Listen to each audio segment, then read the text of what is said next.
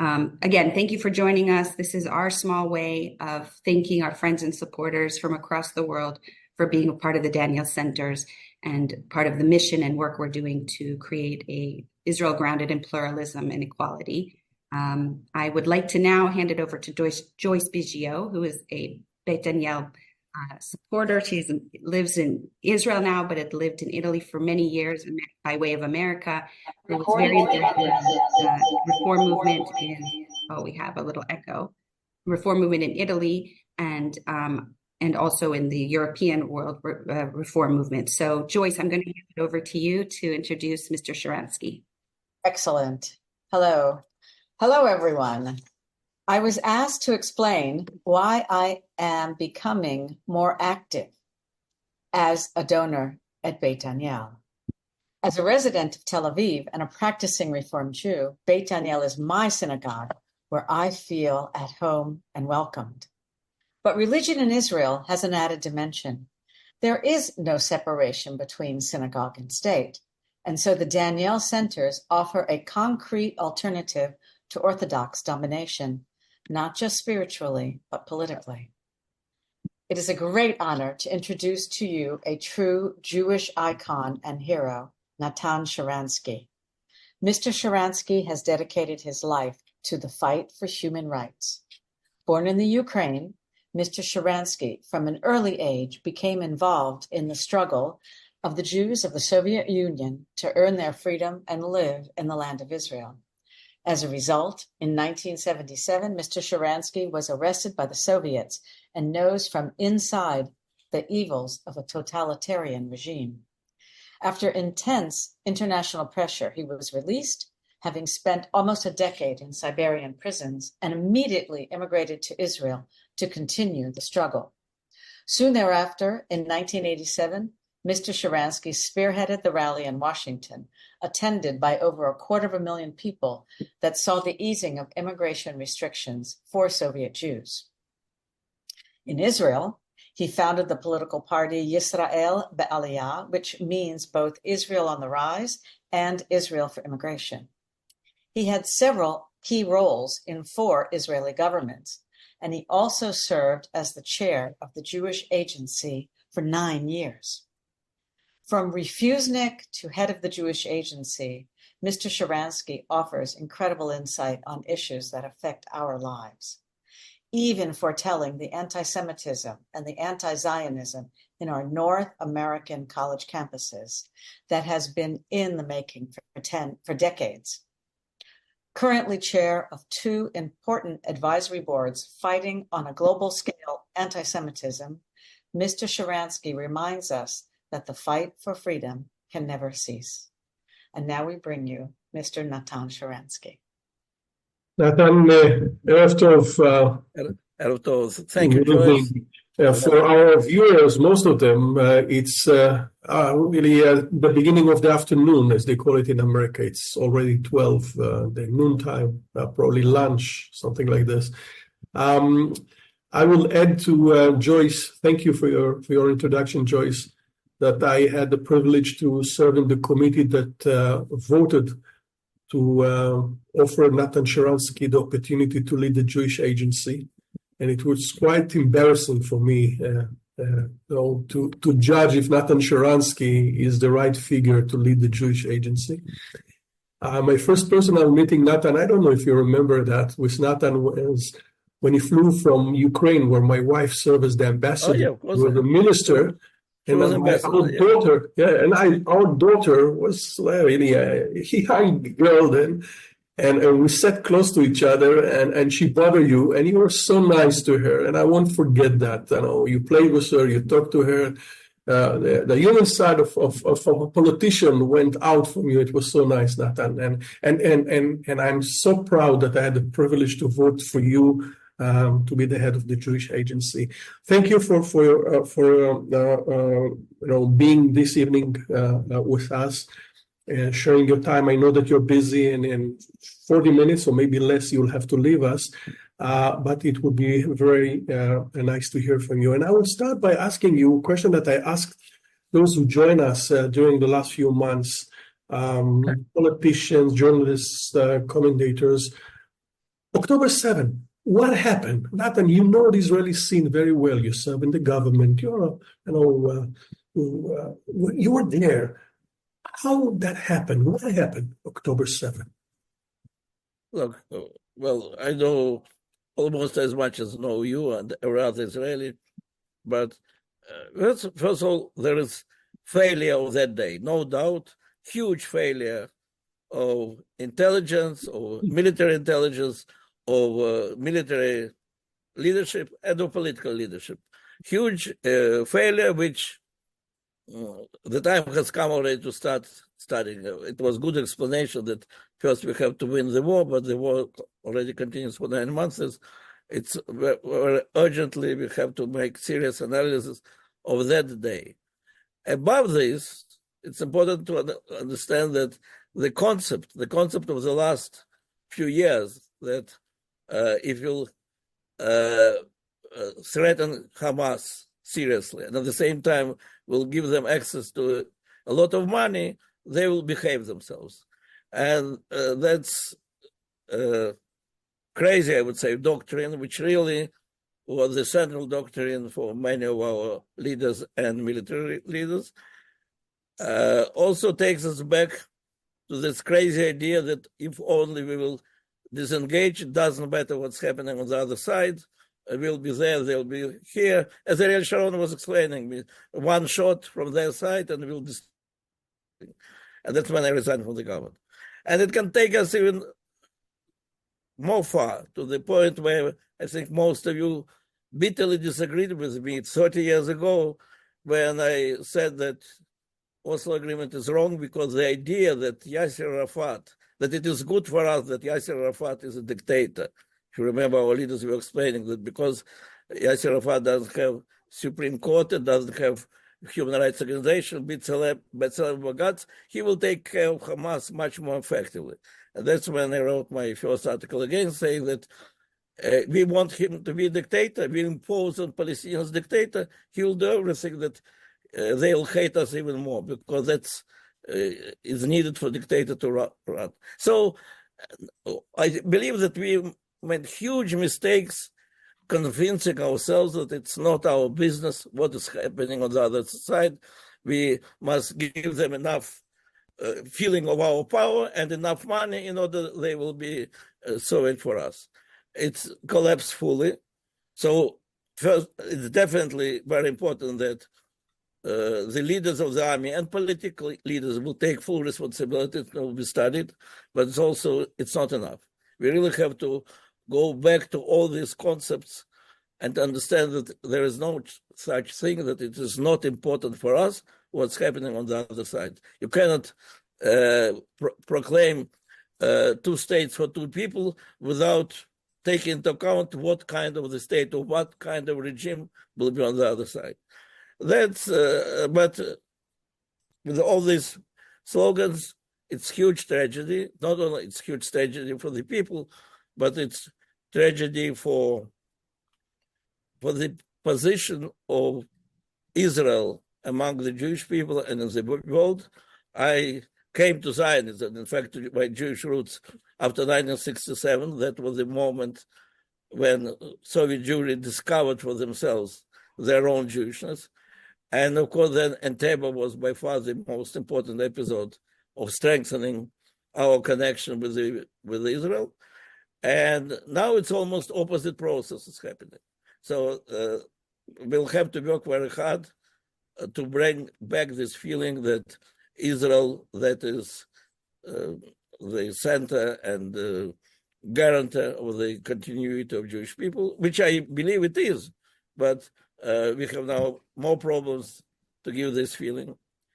And if I can interrupt in a second and take you from this point of the challenge that we have after the failure of October 7, and part of the challenge is leadership. And our leader today, I mean, Prime Minister of the State of Israel right now is Benjamin Netanyahu. And Natan, you know Benjamin Netanyahu very well. When you served in his government, you know him. Probably you have a lot of hours with Netanyahu. Can he lead us? is the right leader in this point?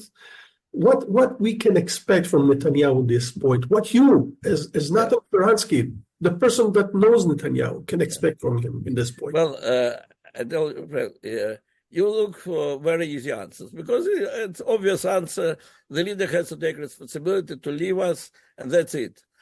But it's really very easy to and by the way, and I can tell you, and I wrote about it in my last book, before all this happened, there was a special chapter about me and Bibi. We have a long history of friendship. He was helping, when I was in prison and I didn't know him, he was helping to my wife as an ambassador in a very unusual and important ways to fight for me. Then later, when I was in the government with him, I would see firsthand how strongly he is defending Israel economy, both the Minister of Finance. And he was the first who started warning about Iran in 1997. He tried to put it in the center of international arena, and I was going on his request to speak to Soviet leaders about leakage of Iranian technology and so on. Having said all this, I wrote about it long ago. It's not good when one person stays at power for such a long time. When Bibi Netanyahu asked me if I want to be the third term as the chairman of the Jewish Agency, as I was proposed by some leaders, I told him, no, maybe I think 2 terms, it's enough. It's not good for the people. It's not good for the organization. 2 terms are enough. He said, you tell it to me? I said, yes, I tell it also to you. Because I believe that when people stay at power for such a long time, at some moment they start feeling that that is the best thing which they can do for the country, is to stay at power. And it's not good. So this question is easy, but the problem is that so many people convince themselves that if only we'll convince Bibi to leave, everything will be okay.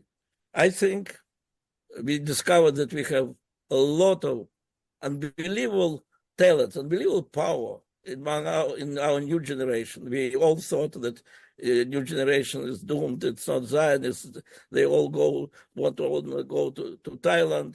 And what we discovered that we have the most Zionist, the most patriotic, the most noble generation. And I want really to see many of them as soon as possible in our politics, because frankly, there are no political leaders that I can really say, I want that they will lead at this moment my country.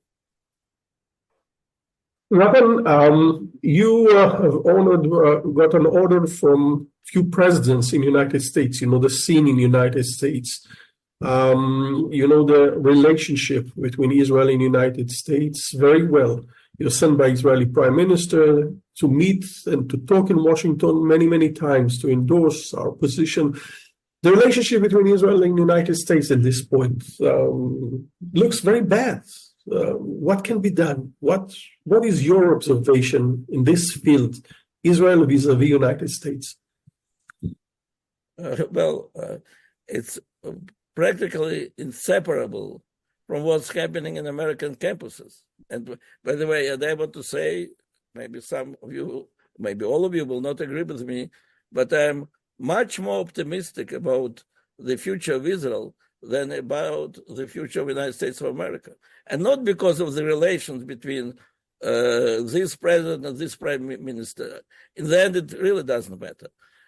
I'm really concerned about America, watching what's happening in American universities, and I'm watching for this for the last 20 years, and more than 20 years. But 20 years ago, I published an article in Mariv, traveling to occupied territories, where occupied territories were American universities, because then for the first time I could see how the Centers for Middle East Studies are expanding their influence, and Jews. For the first time I heard from Jews from Harvard and other places that we are sympathetic to Israel, but we are afraid to express public solidarity because it will influence our career, because this professor will not like this, that.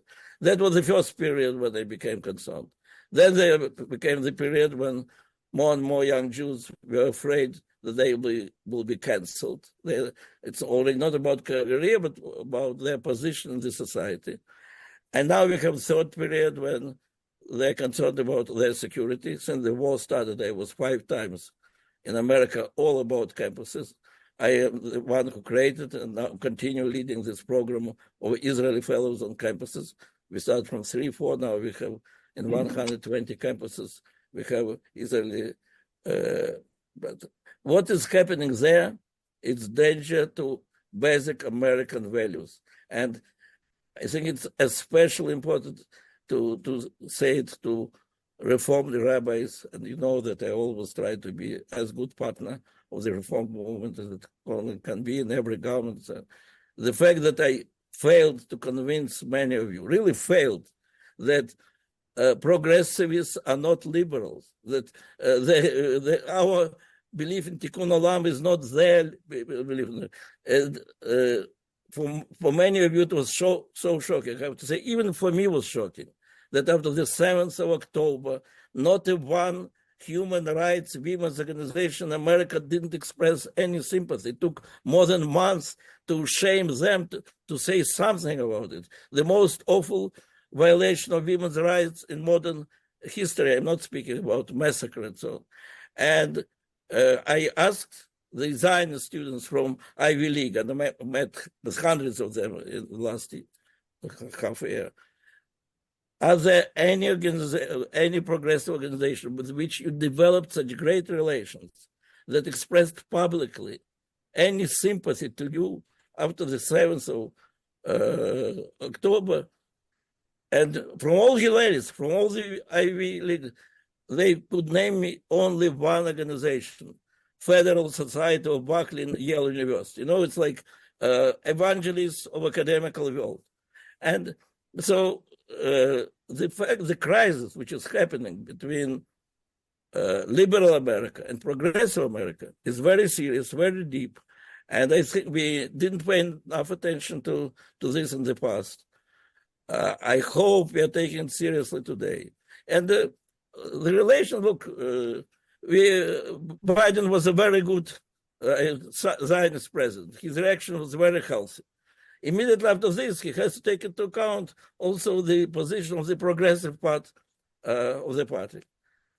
So what can I say? Whether personal relations are important, at some moment they're important. Whether Biden would have given us these bombs, which didn't give us at this moment, if it was Gantz or Bennett, no, I don't think, because it's not the reason that his relation with Bibi, it's the reason his relations with his own party. So could we have a better situation in Hague? Maybe yes, maybe not. I don't know. I hear from many very important international figures, whether it is Irving Kotler or some other liberal lawyers, that we would have this problem anyway, maybe in some lighter tone. So I'm not trying to justify those Israeli leaders who contributed to the crisis. No doubt that some of the voices in our government are extremely non-productive, mildly speaking. That's for sure. But the crisis, the real crisis, is between whether America and Israel will continue being the countries who believe in human rights, in freedom of speech, and liberalism, or we will have the right-wing distrust to liberalism on one side, and the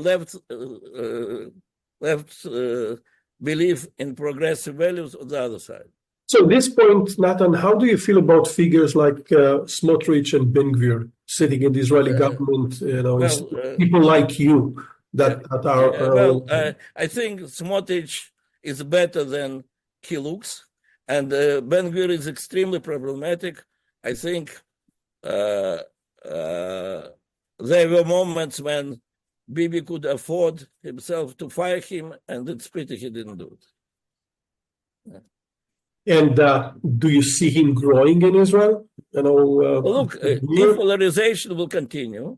if polarization, then then people like him will. Well, look, he's not growing because people on the left are moving to him. He's growing because people, let's say, on Likud, who could vote in another condition for Bennett or for Likud, they want more voting for him because of the situation of such a polarization and real situation of war. Look what happens in France, how Macron fell between two polarized communities. So again, but Macron didn't take the right side, to his government. Won't Yes. take the right side to his government, and Netanyahu took Ben Gvir and actually, opened the road to this, phenomenon that as I see it. I don't know how you see it, and maybe you'll tell us, as a threat to the Israeli democracy, pluralism, human rights, as you see it, as we see it. Yeah. First of all, yes, I see it as a big problem for the situation with human rights. On the other hand, it is happening during the war. And during the war, no doubt, we lack leadership, which will tell, no, these things we have to do because of the war, and we are not going to do it in the other station. These things we should never do, and Ben Gvir is not speaking on my name. I don't know how many times Bibi can keep saying that these ministers are not speaking on his name, but we definitely lack clear leadership. On the other hand,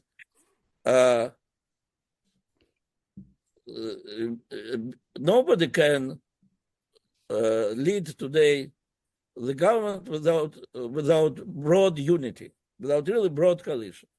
And the fact that there were so many people on the left who are saying, well, we are happy to make coalition, but not with this government. So there is no other government which was elected. And at this moment, there is no other leadership. I believe that Bibi's policy is very problematic, and with this government, he cannot do almost anything. But the fact that that we don't have a broad coalition today, it's not only Bibi can be blamed. The other side also could do. But first of all, to stop simply boycotting anybody. We are not boycotting anybody. We want coalition which is built on such and such and such principles. And definitely, and it was a big mistake of Bibi, I think he now understands, in the next year or two, we should not try even to pass any law which doesn't have, 65% of the support of the Knesset. Simply, we cannot afford, at the station of the war, we cannot afford ourselves to act not on the basis of absolute majority of people. That's how I feel. Mm-hmm. Natan, do you afraid to the Israeli democracy? Sometimes, I think I'm much more afraid for American democracy because we heard that, but as I'm not afraid. As we could see again and again, we are a much more strong society than it seems. Our desire to live in a free society is very deep, and by the way,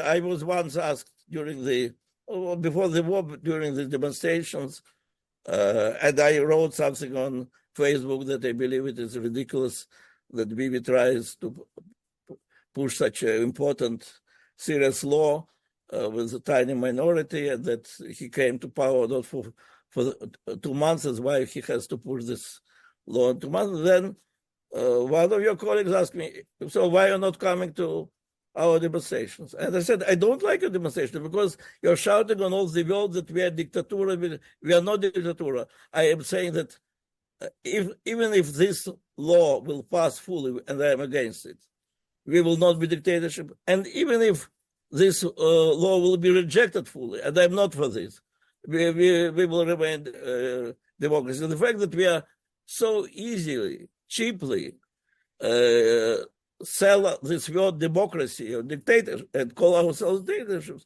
I'm absolutely against it. We are very serious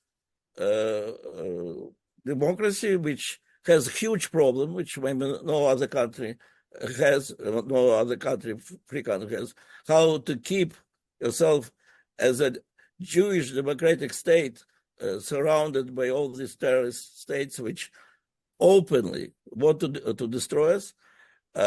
Whether we are whether we are solving our problems in a good way, no.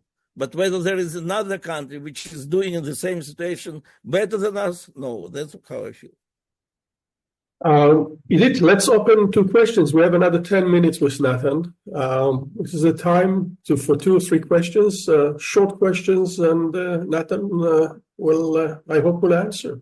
Maybe about anti-Semitism, what is going on in the United States. I answered every question. I don't have difficult questions. Okay, just easy one. Just easy one. Maybe you'll not like my answers, but I'll tell them. Yeah. Right. So who wants to be? Edith, yeah, if somebody would like to unmute themselves and ask a question or put it in the chat, and we can. I see that Joyce wants to ask. Joyce, Yeah. responsibility for the whole meeting. I don't mean to do that. Mr. Sharansky, tell me, from your perspective of what's going on in the American college campuses, and also from your position as chair of these, the advisory boards on the fighting anti-Semitism. Okay. Yeah. All right, we're going to take a break for the summer, but what can we do so that when the students come back in September, this does not persist? Thank you. It's good, very important question. I wrote an article in Tablet like months ago, which is called 500. It is about the letter of 500 students from Columbia University who wrote, and the letter is signed by everybody with the address, everybody can identify him or her. The letter says, we are Jews, we are Zionists, Zionism is an important part of the identity of Jewish people, and we demand from government and from the leaders of the university to defend us in our identity. Why I felt it's extremely important. There is a lot of fear in the campus. It's unbelievable. The one who deals with this 20 years, I didn't think that would reach station in Columbia University. Like 2 months before all these awful demonstrations, I was the Jewish professors telling me that they're afraid for their personal security because they have many Israelis among their students, and there are violent demonstrations against these professors that there should be no representatives of the Israeli army on the campuses. So in this absolutely violent atmosphere, when the student activists of Hillel telling me from one campus to the other how they feel themselves besieged, threatened, and how all this violence goes unpunished. In fact, until this day, few people, their exams were postponed, and the government with all threats didn't do anything. In this situation, if there'll be, as I said from my experience in the Soviet Union, 20% of Jewish students who will say publicly that we are Jews, we are Zionists, we are proud, and we demand from the government and from the administration to act, that will be more or less the end of the campaign of our enemies. Our enemies are preparing very seriously for the next year. From all, I know it will be the most difficult year, which will start with a lot of protests and demands that Zionism will disappear from the life of academia and so on. And the only way to confront it successfully is that students themselves will not be afraid to speak loudly, proudly. I spend a lot of time now trying to encourage, to strengthen those activists on different universities that before the 1st of September, they'll make all the preliminary preparations. I will not go down to the theory. By theories, you can read it in my article, Tablet. Yeah, Edith will send the article to all of us. Natan, so you gave us a challenge. You gave to our guests from North America a challenge. Endorse your kids, endorse your students, endorse your students. to stand up and protest and say absolutely. we are proud. And I really believe, and look, that you guys, and I'm praying in the Orthodox shul, but I'm meeting Jews and embracing Jews and love Jews in every place. And I fought a lot in our government for these stupid attempts to undermine the importance of reform movement. I'm full on your side. I believe that is the moment when you must play a very important role, because our main problem is the progressivists. And these progressivists, for years, many of you felt that they are our closest allies. Maybe you remember, I remember it very well, the debates which were about Linda Sarsour's march of million women on Washington, and how very good activists of Jewish feminist organization were saying, of course she's anti-Semite, but the women's rights is such an important issue, we cannot stand aside. And you saw where she and her organization was when rapists were oppressed people and the raped women were Zionists. So you have to lead this struggle for the real liberalism and human rights in American universities.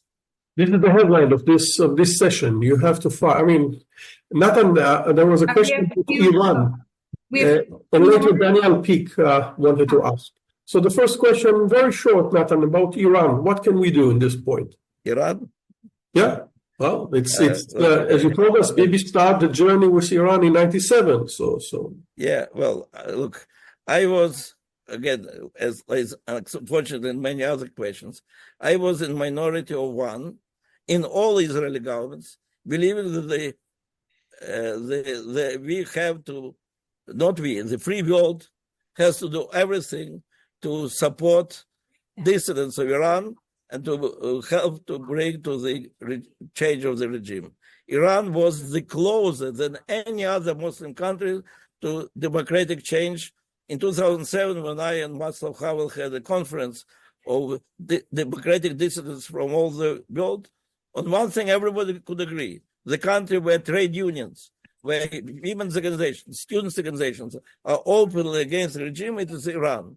And then was 2009, and real betrayal by American government of the Iranian Revolution, when the leader of free world said that engagement with the regime is more important than replacement of the regime.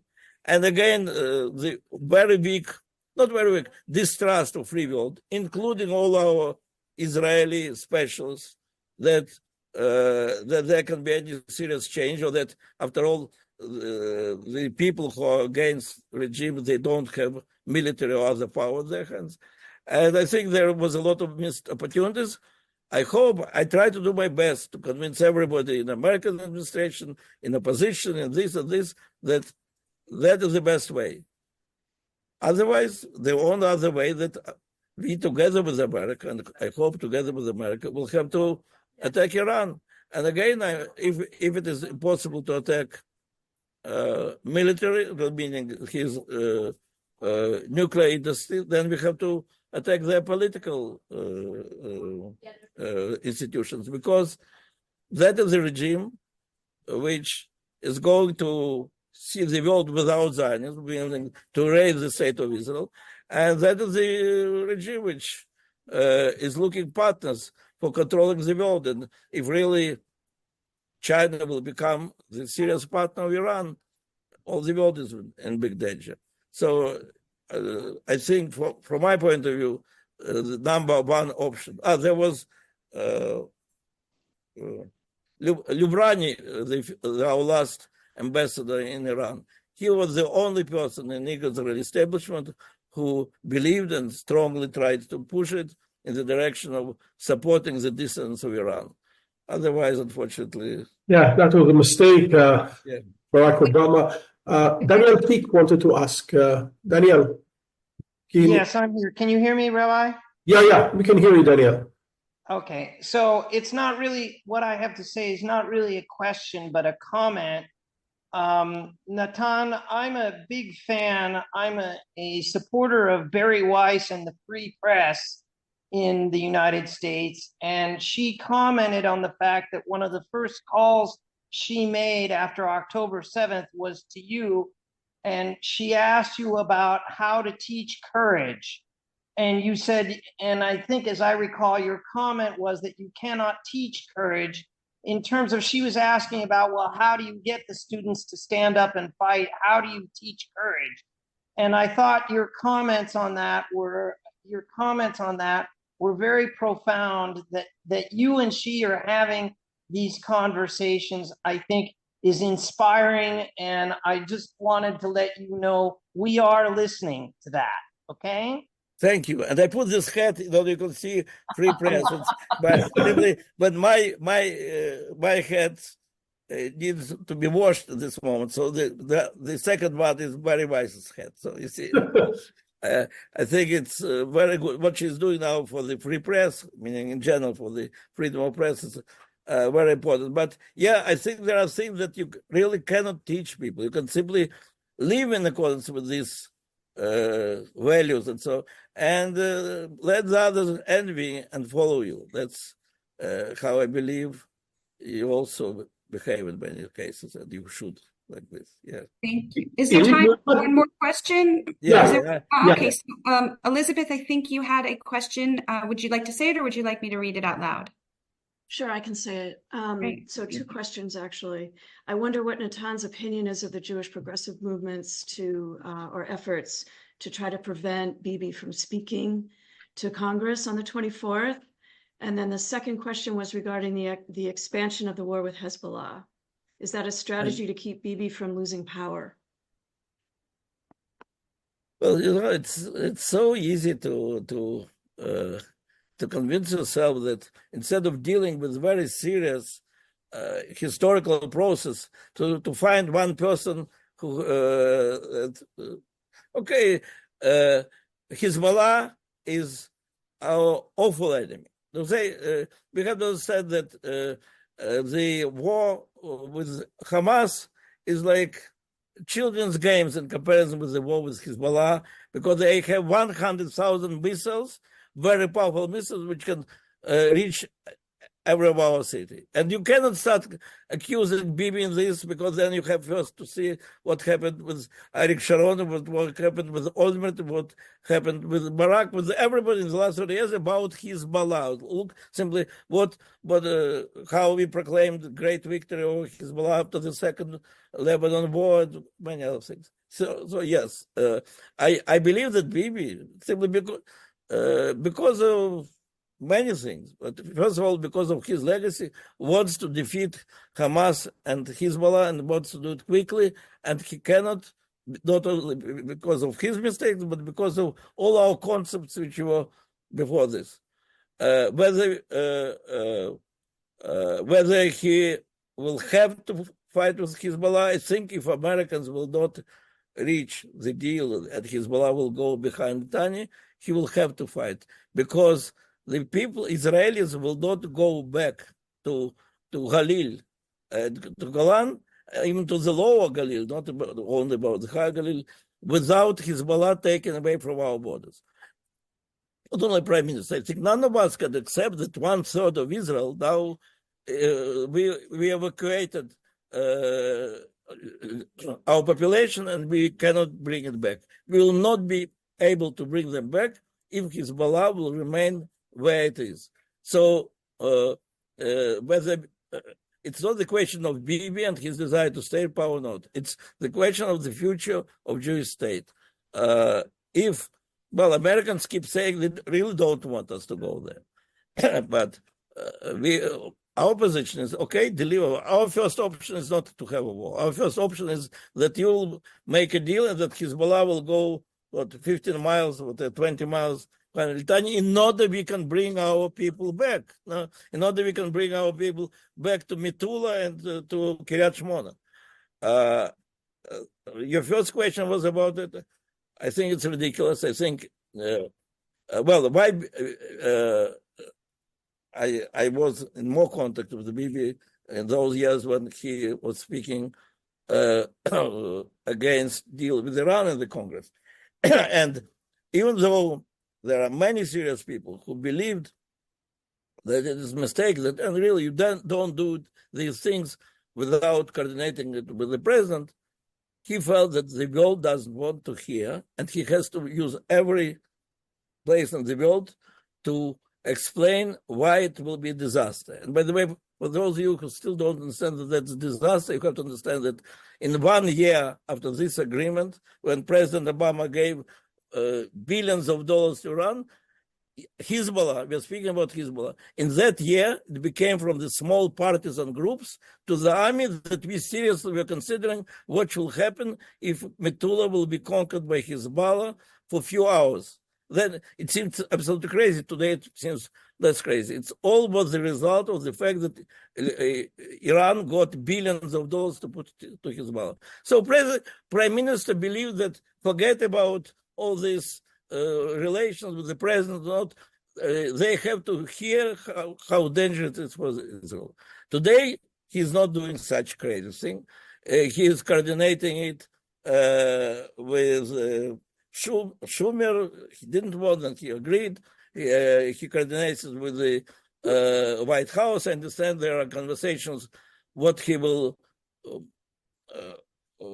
what to expect from him, from his speech. I don't know how far it went, but the fact that if Americans are ready to listen to Prime Minister of Israel at this really critical, absolutely critical moment in terms of fight with Hamas, with Hezbollah, and with Iran, and somebody is against, I think, whatever are your disagreements with our Prime Minister, and I believe there are a lot, and many of them I share.